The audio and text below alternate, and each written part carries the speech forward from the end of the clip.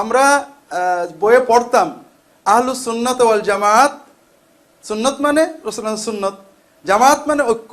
এর বিপরীতে সবসময় মাশায়েখরা আছেন, ব্যবহার করেন আহলুল বিদআত ওয়াল ইফতিরাক অথবা আহলুল বিদআত ওয়াল ফুরকা।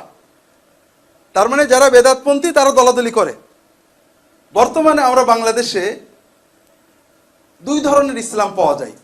এক ধরনের ইসলামে সেখানে কোনো হানাহানি মারামারি নেই, পর্দার কথা নেই, হালালের কথা নেই, হারামের কথা নেই, মদের কথা নেই।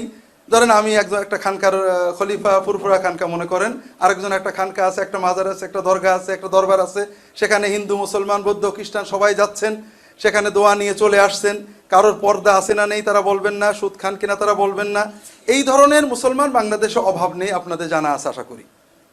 এরা অনেক, আপনারা বলেছেন শায়েখ কেন্দ্রিক বিভক্তি, এদের অনেক শায়েখ আছে, মারামারি করে না। এক শায়েখ আর এক শায়েখের বিরুদ্ধে বলে না, এক দল আর এক দলের বিরুদ্ধে বলে না। অন্তত বাংলাদেশে শতাধিক গৌসে আজম আছে, প্রত্যেকে বিশ্বাস করে তার হুজুর একমাত্র গৌসে আজম, কিন্তু এক গৌসে আজম আর গৌসের বিরুদ্ধে বলে না।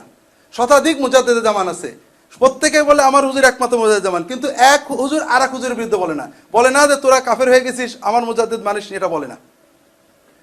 কিন্তু এর বিপরীতে যে মুসলমানেরা, যে আউলামে কেরাম ধার্মিক প্র্যাকটিসিং মুসলমান, যারা শরিয়াতকে গুরুত্ব দেন, নামাজ পড়েন এবং কেউ না পড়লে মনে ব্যথা পান, কোরআন পড়েন না পড়লে ব্যথা পান, শরিয়া পালন না হলে ব্যথা লাগে, এই ধরনের তাওহীদ, সুন্নাহ এবং শরিয়াতকে গুরুত্ব দেন, পালনে মতভেদ থাকতে পারে, এই ধরনের মুসলমানদের মারামারি, হানাহানি, প্রান্তিকতা আমার তো মনে হয় সব সীমা ছাড়িয়ে গেছে।